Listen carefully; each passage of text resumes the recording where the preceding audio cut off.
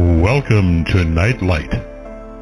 Step away from the mainstream and gather around as we enlighten the world and our realities and travel this cosmic journey we call life. Join us as we share with you and provide that beacon that can guide us all to a better way. Explore with us as we examine a metaphysical montage of spiritual insights, covering everything from the mundane to the magical, UFOs to unicorns, and everything in between. This is a time of awakening, of sharing and evolving, of spreading our wings and soaring on the cosmic breath of creation.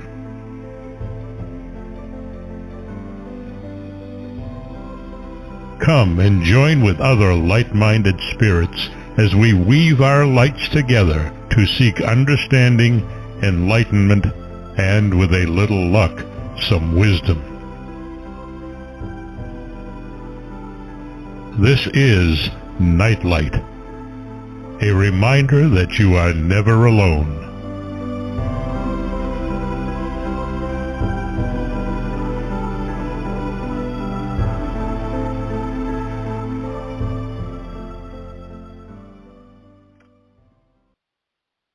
Hope everyone had a great holiday season.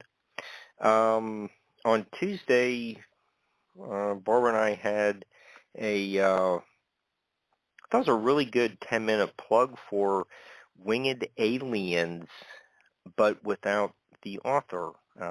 Tonight we actually have the author. We'll find out if the snow melted or Rudolph, a flying husky, some other type of flying humanoid, maybe even an ET took Margie to a warm place so she could call into the show. So we have Margie Kay with us tonight. Hi, Margie. How are you? Hi, I'm doing great. Good. I'm not snowed okay. in anymore. Okay, yeah. How bad was the story? We were Margie's big name in paranormal studies. She's professional with her own network and show, media personality. She's professional, and something happened. There's like all kinds of tornadoes in the south and the blizzards in the New England. What was going on in Missouri? Well, what we got in Kansas City was 6 inches of snow dumped on us all at once, and Wow. we, with no snowplows moving any snow on Tuesday, stuck at home. Power went out. My phone died. Thank goodness we have a wood stove to keep the house warm, which saved us. And in that way, that's how I was prepared, but I wasn't, I couldn't get to my office. I couldn't make a phone call. It was terrible, like being cut off from civilization. Okay. But well, we are glad you are here with us tonight, and you're actually making your debut on Nightlight, so we're glad about that too. Okay, let's get some of the other stuff out of the way. Like you're an assistant state director of MUFON for Missouri, and you have a Friday night podcast on the UNX network. So you were on Coast to Coast last week, so you should that should have been good prep for hitting the big time tonight. So yeah. And your most recent book is Winged Aliens, and for the few listeners who heard Tuesday, the 10 minutes on Tuesday night, Yeah, we gave it glowing reviews. I mean, I I think it's a comprehensive book of a uh, phenomenon. We've covered a few times. It confirms what other researchers concluded, but you're also taking us into other directions. And I think that's actually interesting. Just having like you on other people. We've all like Keel or someone like that, where people who don't know each other. Arrive at the same conclusions. What are things that later researchers may pick up? Um, is there some kind of evolution in the story? I think that's one of the things that really captivates me about cryptid studies, and I just think what you put together for winged cryptids, and we'll get into the maps and all the photos. I think you have a fascinating book. So that's my 5 stars. So maybe we could start off with a little bit about the Van Meter visitor, and part 2 could be the second question could be what's one of your favorite stories? Well, the Van Meter visitor is one of my favorite stories, Okay. and one of the most bizarre, which it's actually still going on today. What happened was this little town, Van Meter, Iowa. There were sightings of a creature that was described as a half man and half animal with large bat-like wings. It also had something on its head that shot out beams of light or like lightning or like electricity, something like that. And it also emitted a horrid foul aroma. So in October of 1903, for a week, this little town in Iowa was terrorized by this thing. The first encounter happened at 1 a.m. by a man named U.G. Griffith. He thought a burglar was on top of one of the rooftops of a downtown building, so he went to check that out, and as he approached, this creature jumped to another rooftop across the street. So that's a long jump, and then it disappeared. The distance would have been impossible for a man to reach. So, of course, he's talking about it with town folk, and people are keeping an eye out for whatever this is. Then the second encounter occurred the next day at 1 a.m. again, when a Dr. Alcott woke up with a bright light shining in his window. This doctor grabbed his gun, he ran outside to find out whatever this was, and then he found a tall, bipedal, humanoid creature with bat-like wings. Boy, does that sound familiar? Mm-hmm. The source of the light was coming from a blunt horn in the creature's forehead. He opened fire with his gun, but the 5 shots had absolutely no effect on the creature, so he retreated back inside his building for safety. I guess I would have done the same thing. Right. Then a third encounter occurred the next night at 1 a.m. when Clarence Dunn, the local banker, had a run-in with the creature at the bank where he was spending the night to protect it from what they called the burglar or the creature. He saw a bright beam of light shine inside the window, and he moved from side to side until it focused on Mr. Dunn. He then fired his shotgun through the window, but the light simply disappeared. And the next morning, they found 3-toed footprints in the ground, and they made plaster casts of them, which later disappeared. So later that evening, another encounter occurred at the Van Meter hardware store, where the owner awoke to a metallic rasping sound outside his room on the second floor. He went to the window. He saw a creature sitting on a telephone pole in the rain. He fired and shot the creature, which remained unfazed, but he released a horrible smell that knocked the man unconscious. That must have been a bad smell. Mm-hmm. So his neighbor woke up to the noise. He saw the creature coming down the telephone pole, and he said it looked like something like a parrot using its beak to move around. After it got to the ground, the creature stood up, and Mr. Gray could see that it appeared to be at least 8 feet tall. Now that sounds familiar.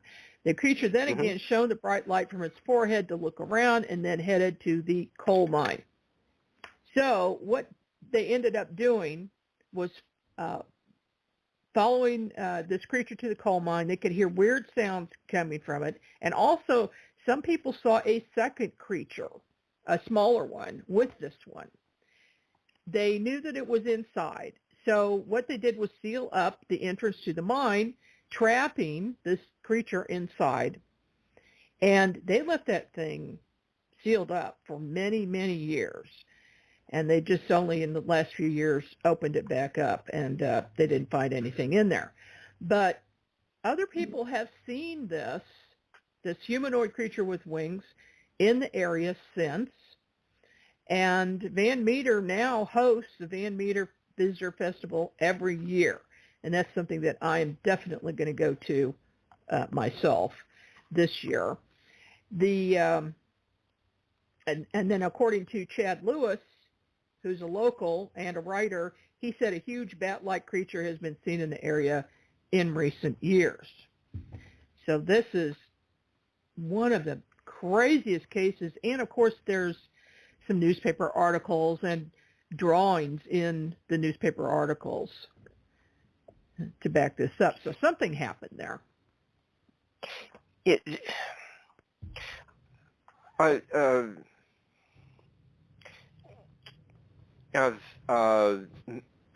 met Chad a couple times. Had dinner with him. One of the times. But the first time I met him, I was like, it's like, I'd really like to have you as a guest to cover, the Van Meter book. And then he's like, but I'm about ready to have, like Wendigo or something come out. And I was like, he has so many interesting books coming out on such a regular basis. I want to go back to the Van Meter book, but he wants to promote his latest book. So we're gonna have to do something to get him on the show. But he's a very nice guy. Thorough researcher. I really I think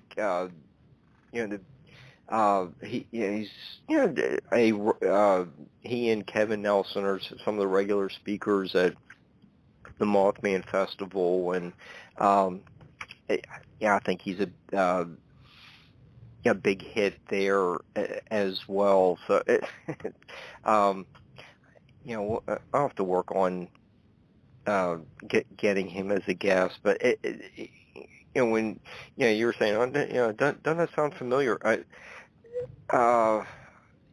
There's like a little over 60 years that separates Van Meter from the Mothman. Are we dealing with like the same species or variation? What do you call it? Like different genus, and then you also said that there was a smaller one during the last appearance of the Van Meter visitor. Mm-hmm. So, was there? Does it seem like there could be a family that was living in the coal mine or in the area? Well, it's hard to believe that there would be one creature alone. Where did it come from? Mm-hmm. Obviously, there's a family involved somewhere, or maybe that one was a juvenile with the mother or something. I don't know. But I do have a theory about um, just excluding this particular one with the Van Meter visitor. If we take a look at the Point Pleasant sightings in the 60s Uh-huh. and then follow the rivers over to Chicago, then the next big splurge of sightings was in Chicago. And then we have sightings coming down into Illinois. We follow the rivers down again, and there's quite a few in Illinois, several in St. Louis area, and then going east, which west, seem to follow a timeline following the Missouri River over to Kansas City. And then Kansas City had, starting in about the year 2000, there were a few, and then a little later, right around 2011, I started getting in a lot of reports, and then, more current ones, and those have continued to today. So I just theorized that there was a colony in the Point Pleasant, West Virginia area, and then it grew, and they just moved this direction. And then, of course, the colonies are getting bigger in each of these areas, and that's why there's more sightings now. Yeah, I thought that was, while we're talking about it now, you might as well bring up how helpful the maps are that you include in Winged Aliens. You have clusters, like the solo sightings.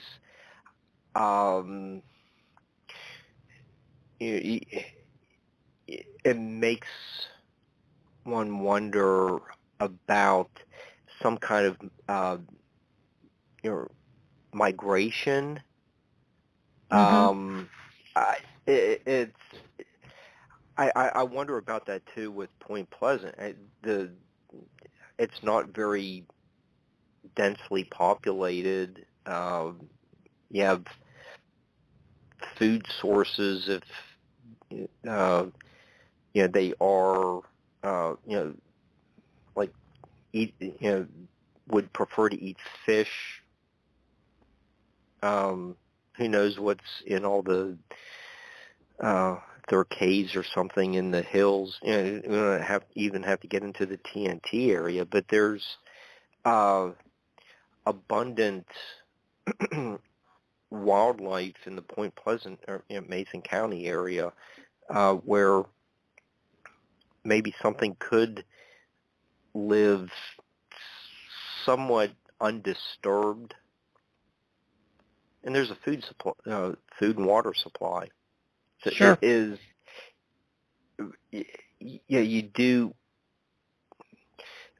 bring up topics like that, but I've never been to Missouri, but are the parks that you mentioned, are they kind of set up, or the rivers running through parks or hills? Oh yeah. I okay. It's different than mall sprawl or something like that. Right. Okay. Most of these sightings that I have on the map, which is it's a Google My Map that I've created, and I keep updating that, by the way. So if people want to see it, it's at margiekay.com. And I'm also looking for other reports. But in most of these cases, it's an area where there's a lot of forest, a water supply, either a river or a stream or a lake, in some cases a lake. And it might be in a city area, but they're always going to be very close to or right in a big park, something like that, like Swope Park in Kansas City is huge. And it's got everything. It's got several water sources. It's got woods. It's got fields. And you'd never know that you're right in the middle of a busy city there. But we've had a lot of sightings right around Swope Park. So, and then in looking at the map, it's pretty much the same. It's either in a very rural area in the middle of a forest or in a conservation area or in a place in a city that is, that's got food sources, etc. Okay, and Margie, I guess maybe I could combine a couple of my questions into some kind of statement, but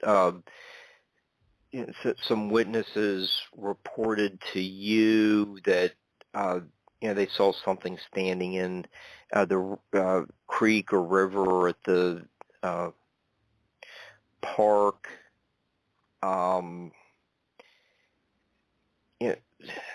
So that's could be one of the clusters or solo sightings, but people are contacting you to report animal behaviors where they don't know they're being observed. That's the impression I got. But when people are, since you are a MUFON director,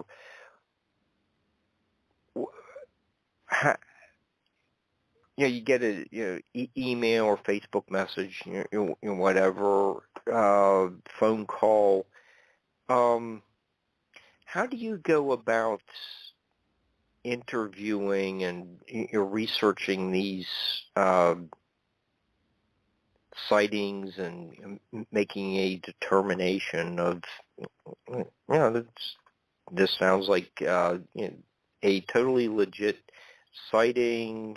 This one seems like just another blurry photo that is supposedly Bigfoot. How do you go about dealing with the eyewitnesses?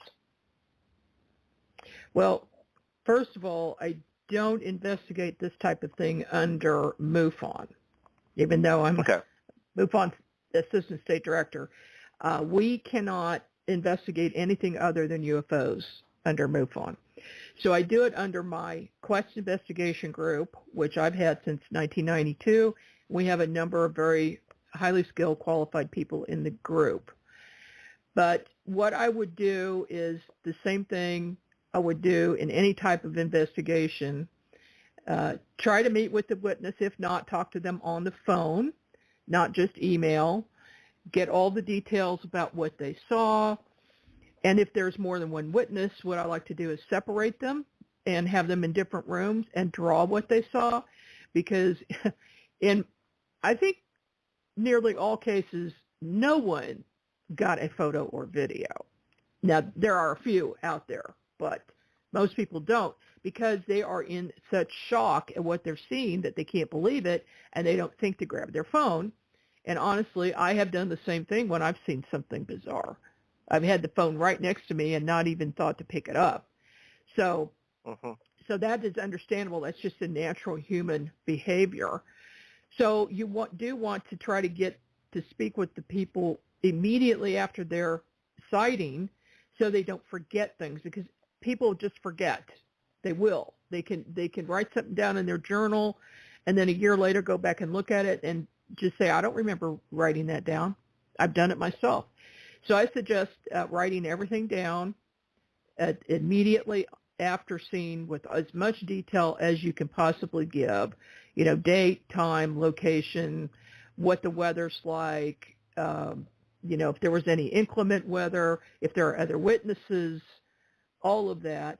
And then you compile that, put it together, and if the witness seems credible, you basically have to take them at their word because, look, most of these people don't want any publicity. They just want to tell somebody what they saw, and you can tell by the tone of their voice.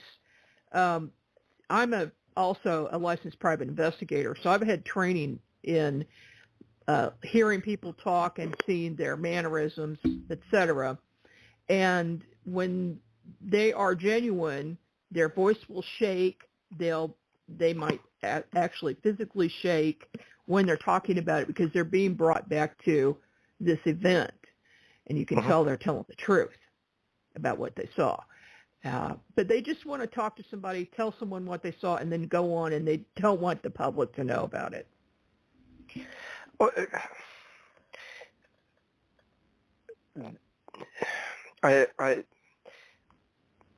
I think the original the Scarberry reports from the Mothman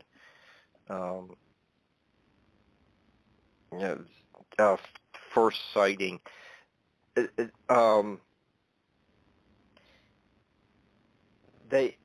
You can see the letters in the museum and read it in Jeff Walmsley's books, but the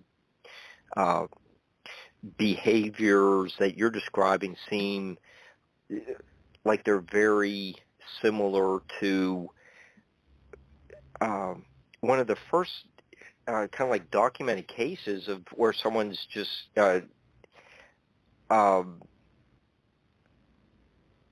trying to escape the situation. They get to the police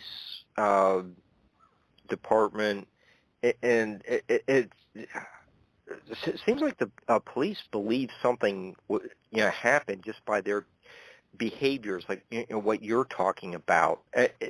That seems to be the human pattern of a traumatic event. Mm-hmm.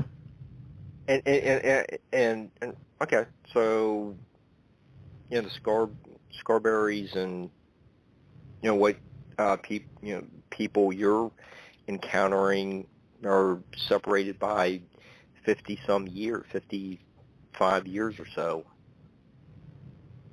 It's the same behavioral pattern. Interesting. Yeah, it is. I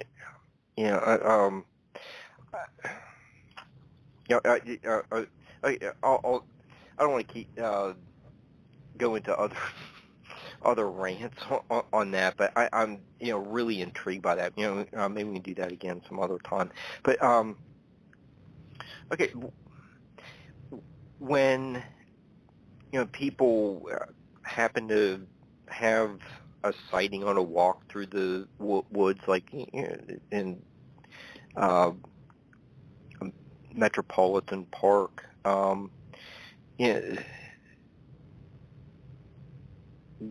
when you plot where the sighting took place, some of the descriptions that you've been given, it seems like these creatures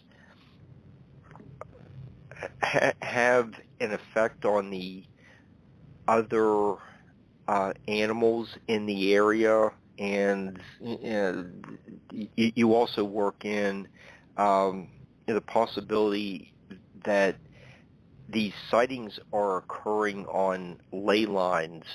So could you explain a little bit about the ley lines and the how the other animals respond to the unexplained phenomenon?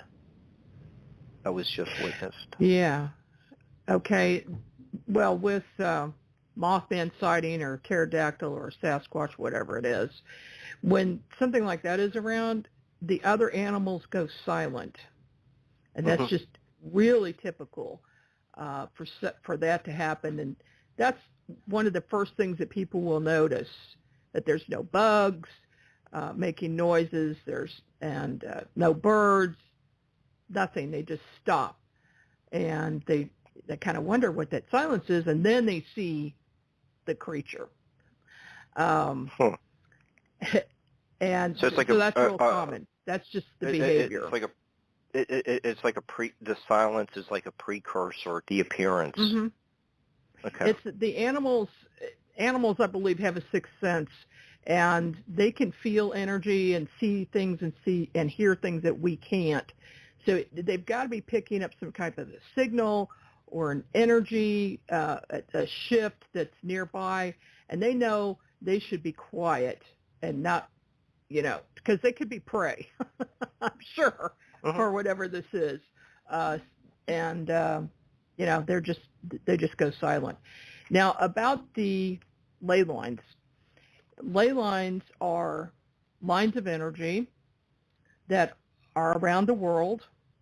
They've been documented for thousands of years, and a lot of, if not most, of the world's monuments, energy centers, such as Stonehenge, all of the stone circles in the UK, some stone circles here in the U.S., and other places are sitting on ley lines.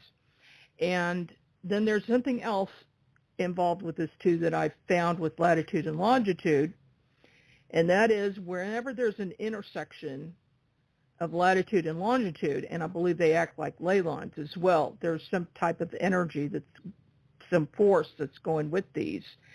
When there's an intersection, it's a power center. It creates, I believe, a vortex.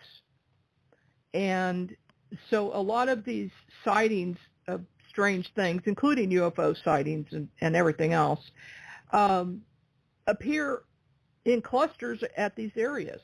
So I first noticed it at 37 degrees latitude and 94 degrees longitude, and then 38 degrees and then 39 degrees, which is Kansas City. And my first investigation started in Kansas City, and I noticed a lot of strange things happening at 39 degrees. So I followed that line, across the state, and then I picked up other, sighting reports. And one of the things I'm going to do with this map that I mentioned earlier, that's the winged creatures, there's going to be an overlay map that I've already started, but it's not done. There's going to be one on Sasquatch sightings and also one on UFO sightings. So we're going to compare. It's going to be very interesting to see where these clusters of sightings are, and I'll bet you anything they're going to be at those intersections of latitude and longitude. Oh, okay. Sounds intriguing to get your conclusions on it. So, besides the flying humanoids, flying cryptid type creatures, there's also going to be evidence of Bigfoot, maybe UFOs. So you're getting a little bit of everything. Yeah, because a lot of my cases have involved all of those things, believe it or not. And it's just way too coincidental for this to be a case where it's just an individual thing. I think there's a portal connection. I think it's an interdimensional thing, that these creatures come in and out of dimensions along with their UFO companions. And so that's why I made the connection between aliens and these creatures, and that these creatures could possibly be aliens that are interdimensional. Because nobody's ever found a body. Right. You know, of course, in the 1800s, they may have found a couple of pterodactyls, and that could be a separate issue, you know, or it could be the same issue with an interdimensional thing and a time thing, time slip perhaps. Nobody's found, other than those two, bodies of pterodactyls. And the same thing with these winged creatures. Nobody captured the Van Meter visitors. Nobody captured any Mothmen at any time. Plenty of people have seen them, and then they're just gone. Where are their families? Where are their craft that they were in? You know? It's bizarre. Very valid points to bring up.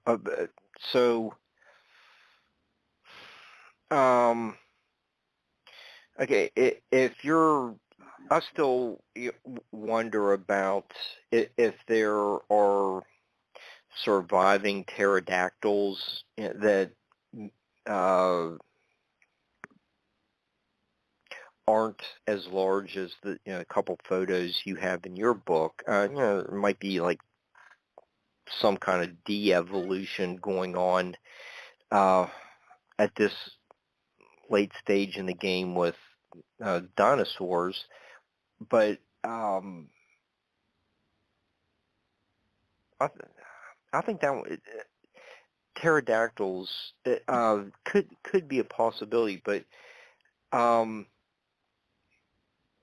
with the eyewitnesses who have seen these creatures, they contact you.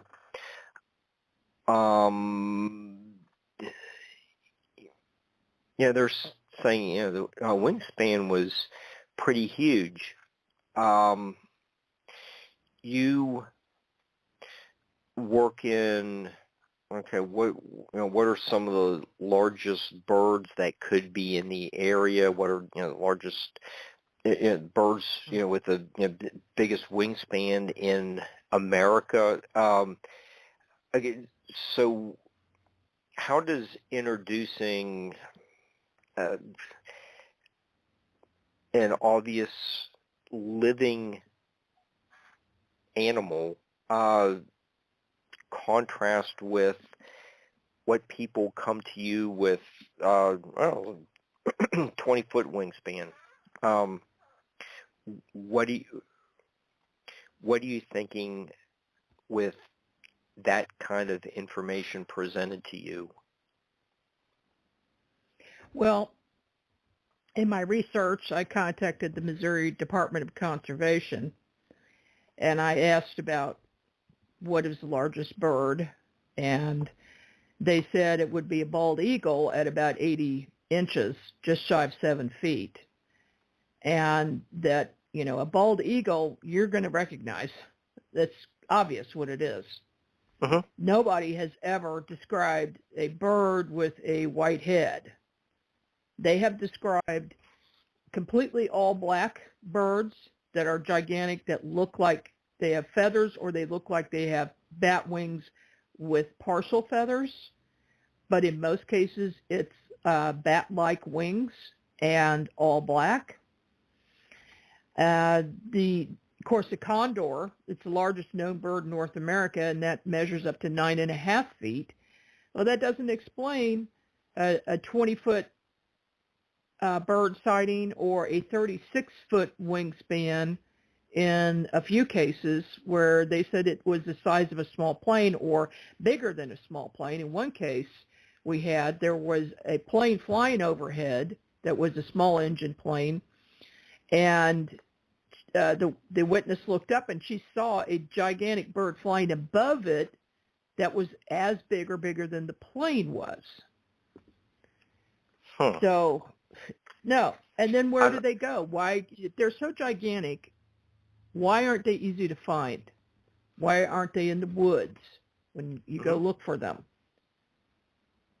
No, they've got to be disappearing somewhere. They've got to be phasing out, walking into a portal, and going into another dimension. That's my theory. Okay. It makes sense. Where are the bodies? Yeah. Well, Especially in the case of pterodactyls. Oh my gosh, I've talked to so many people who are credible, and when they talk about it, it's like they're reliving it again, and say it couldn't be anything other than a pterodactyl. Well, where is it? It's not here. The time slip that you referenced earlier in the show was very interesting possibility. Yes, definitely. Especially with the pterodactyls, there's got to be some type of a time anomaly that is occurring, because I think what people are seeing looks solid. They don't say it looks like it's transparent. They say it looks like a living creature. It's solid. In some cases, they can hear the wings flap. So, that's some evidence there. And then where do they go? In some cases, they just disappear in front of their eyes. In some other cases, there's a flash of light. And oddly enough, when I was writing this book and I was trying to figure out, I was just sitting on my back deck and I was thinking, how do these creatures come into sight and then disappear? Where do they go? And I just thought that to myself when I saw this flash of light to my left, and it was like this little round circle flash of light. Something flew out of it, and what it looked like was a fairy about 6 inches tall, and it was gold, completely gold. It was glowing gold. It was a humanoid body with wings, and it flew across my deck. Another flash of light occurred. This round circle opened up. It flew into it, disappeared, and the little opening closed. It was like, you've got to be kidding me. Somebody heard me thinking this and said, okay, I'm going to show her how this works. Portal opening, comes into our dimension, and then disappears. Yeah, I wouldn't have believed it if anybody had told me that. But, yeah, it happened. Okay, so that's your personal sighting. So do you have any idea why you were chosen to witness this demonstration?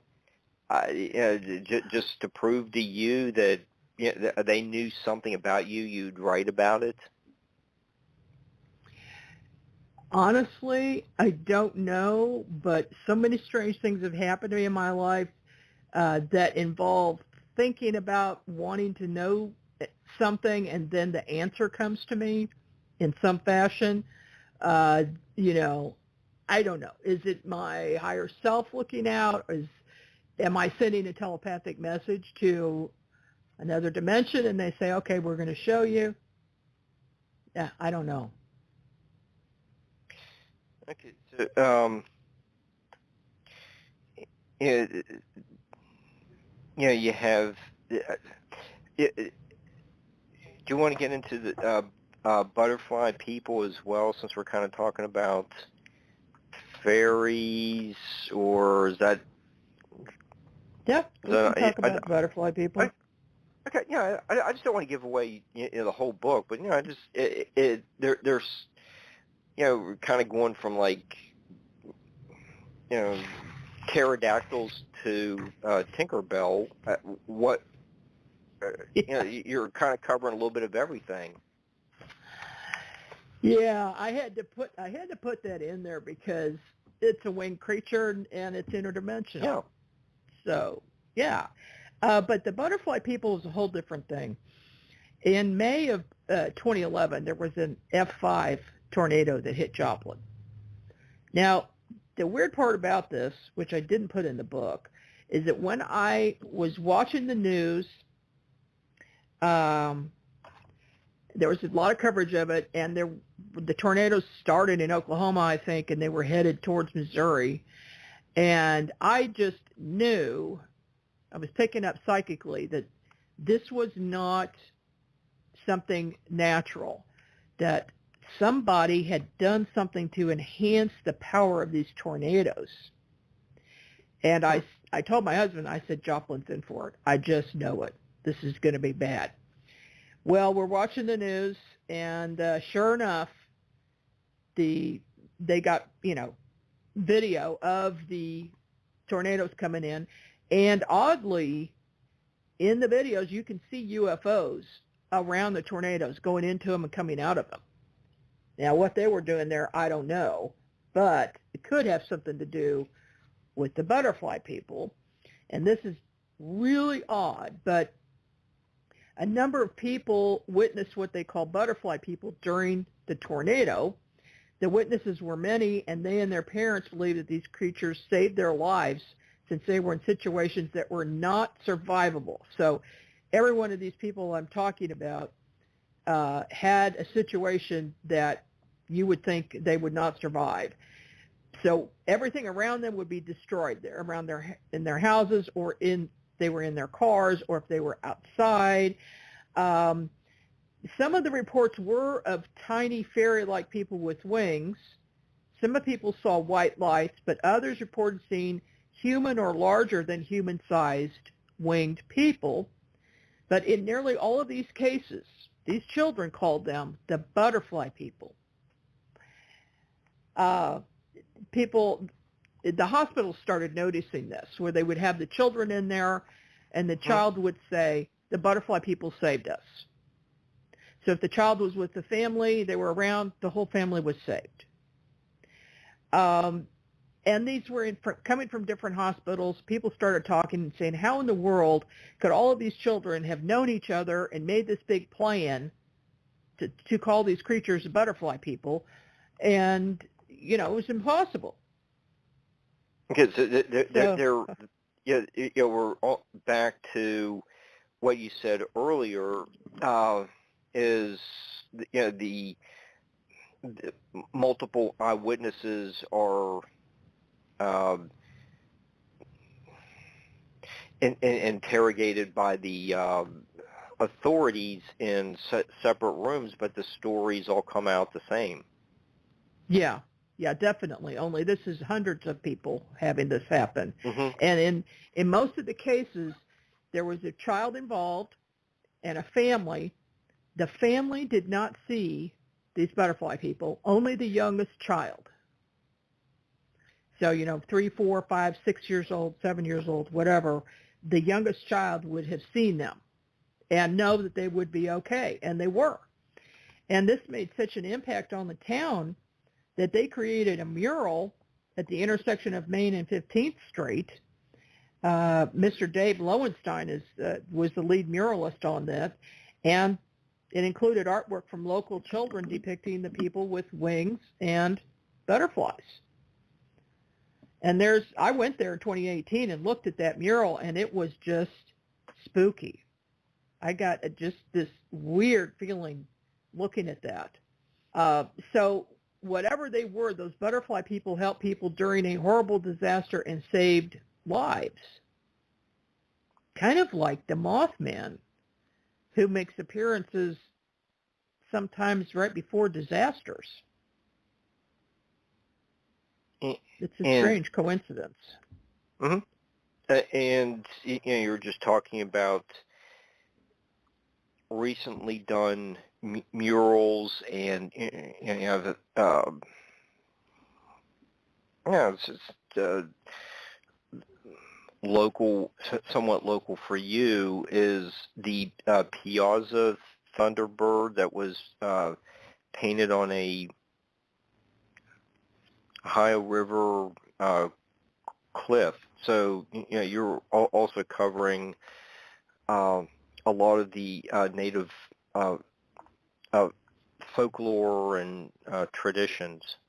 Yeah, I went back to 1673 when Marquette and Joliet visited Alton, Illinois, and this is way across the state of Missouri for me, past St. Louis into Alton. And, of course, it's right next to the Mississippi River.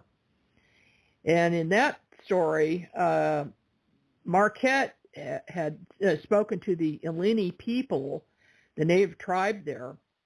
They told him a story about a gigantic, they saw this picture, this drawing on painted rocks of this gigantic bird. It looked horrible. It had scales on it and a long tail, kind of bizarre. The Illini people called the creature the Piasaw, which means bird that devours men. And the story is that bird, which was gigantic, would fly down and grab people and take them back to its cave up in the way up high in the bluffs and eat them. And Marquette, he was told that it was as large as a calf with horns like a roebuck, red eyes, a beard like a tiger, and a frightful countenance. Yeah, it sounds horrible. From the later 1600s, is that right? Early. This was, he was there in 1673, but that drawing had been there for quite some time before that. So it's for,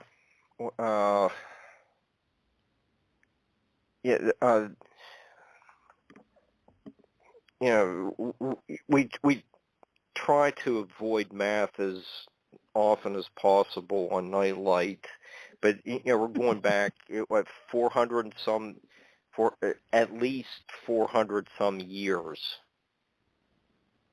and you don't have too many. Okay, you don't have too many white guys in the country at that time. So how long have these legends been around? And you can always go back to what people incorporate the Chief Cornstalk legend about cursing the land with some kind of creature. Mm-hmm. It's almost like this same kind of story, a large animal lingering within the folklore. Well, look at the Thunderbird stories. Mm-hmm. Mm-hmm. People think they're myths. I'm not so sure. Some of these drawings, like for instance, there's a park in Missouri where the Cahokia people carved rocks at Washington State Park, which is about 60 miles southwest of the Piasaw image. It's near DeSoto, Missouri, and it's open to the public. This carving was done around 1250 A.D. Oh, okay. Okay. It's going back pretty far. Yeah, that's pretty far back. Yeah. These and the Thunderbird, oddly, the Thunderbird can be found in Native American traditions across the U.S. and Canada and Central America. And it's just hard to believe that each one of these tribes would have a similar look when they draw or carve the Thunderbird. So I really think there is something to this, something being around for quite some time. There's something very large, and the Thunderbird is a whole nother. That's another category in itself. This thing, that's kind of bizarre. When it flaps its wings, it makes a thunder sound, supposedly. Mm-hmm. That's what it does, and emits a beam of light or lightning from its forehead. Well, that sounds like the Van Meter visitor. Right. So is the Thunderbird and the Van Meter visitor and the Mothman, is that the same thing, possibly? Mm-hmm. Yeah, that's one of the topics that just keeps pulling me more into cryptids. It's just a fascinating study, and really good writers like you and Chank and just take the topic into so many different directions and cover all the possibilities, and it's just one of those things that modern science can't explain, but we have some evidence surviving in 800-year-old petroglyphs or artwork. Yeah. Yeah. Whatever it is, they've been around a long time. And at least in the Piasaw case, that is a creature that is a living creature because it was eating human beings. But in the other cases, I really think that they're interdimensional. I think you're making convincing cases for both stories. I know you have to leave for business in the morning, and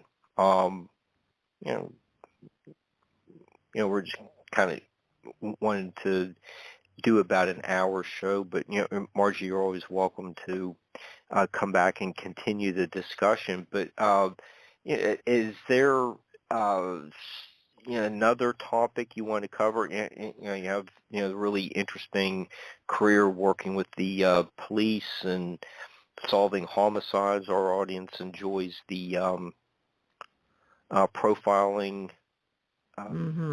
I guess, is there something other than that you wanted to touch on in the next few minutes? Then I'll let you get ready for bed to take off. If I did that, we would be off to the races. So, but sometime I think you would find it interesting about my remote viewing and how I was able to get that and how I've used it in solving police cases, homicides, missing persons, things like that. And also I do investigations using it as well. So I think you might like that. Yeah, I think your audience would like that. Yeah, I'm sure they would. Okay, maybe do since we have been talking about winged humanoids. You had a sighting of Archangel Michael. What was that? Oh, well, that's a whole story. Story. Okay. Yeah, that's a okay. Well, I wouldn't put that in the winged aliens. No, I would put that in an angelic category. Okay. Well, it's depends on who's depicting. You get Leonardo and Raphael's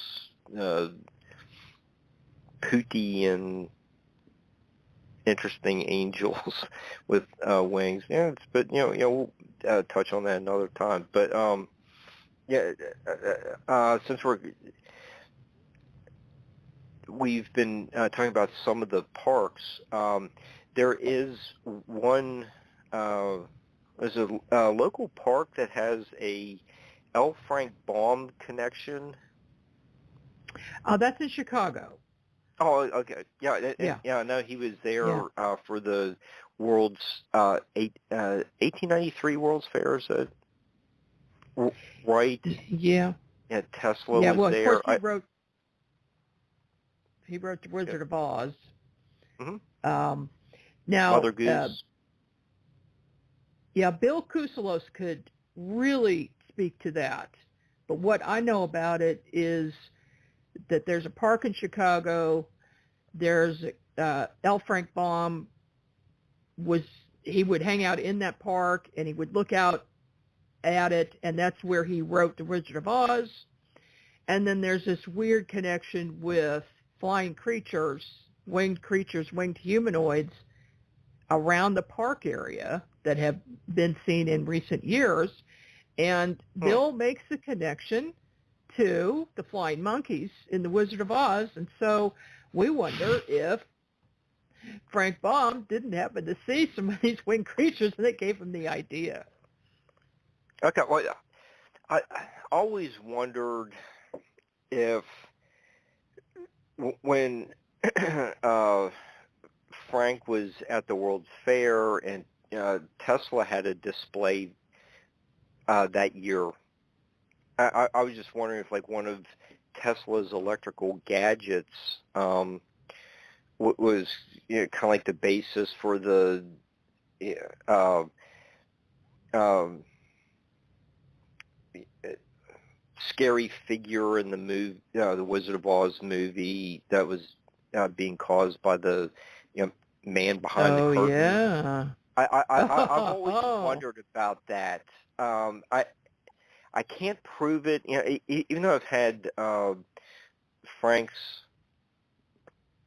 great grandson as a guest. Oh no, I didn't. I don't know if we could prove that, but I just wonder. And it's like you and Bill were talking about the same kind of thing. There's the suggestion, but you can't get that one little bit of evidence that conclusively proves it. But that's really interesting. Yeah, it makes you wonder if there isn't a notebook somewhere with some notes in it that would tell a lot. Yeah, but I can see the connection. Absolutely. Yeah, I'll have to remote view that. Yeah, Barbara does that too, and to have both of you do like some kind of remote viewing show. Mm-hmm. Or you two can take turns. But keep me posted on that one. That that sounds like a fascinating topic to delve into with a remote viewing. But Margie, do you need to get ready to wrap up so you can get a good night's sleep before you depart on your journey? I do. I need to go home, pack, and get ready to leave tomorrow. But thank you for having me on. I appreciate it. Oh, we appreciate you not ending up being like Jack Torrance at the end of The Shining, and that you were able to make it to the show a couple of days late, but it was a fantastic discussion. Yeah, it kind of was like The Shining actually, because the snow has now turned to ice, and I'm hoping I get home without falling on my way to the car and then getting home without having a wreck. So okay, send positive vibes that the rest of your journey goes well. But Margie, we'll be in touch. We're gonna have to do more of your books, and just have you come on to get weird with us sometime and talk remote viewing and profiling and all your work with the police. It sounds fascinating. Okay, that sounds good. And all my info is on my website, margiekay.com, if anybody's interested. All right. Terrific. Thank you so much, Margie, for being a guest. I really did enjoy your book, and I'm just glad that we were able to reschedule from Tuesday. But I think the few people who tuned in for those 10 minutes knew that it's like this does sound like a really neat book, and it I think after hearing you discuss it, I think that they will really have an eye-opening experience reading your thorough research about this phenomenon. Well, thank So, you. I appreciate it. all right. Well, Yeah. okay. Well, Barbara's going to be back at some point with some good guest, and I'm kind of working on some other interesting topics and just waiting to hear from some people. We got some paranormal topics coming up. We're just trying to find a place to put them into the schedule. But I just keep checking BarbaraDeLong.com for updates to the shows. And Margie, thanks again, and we will see everyone soon.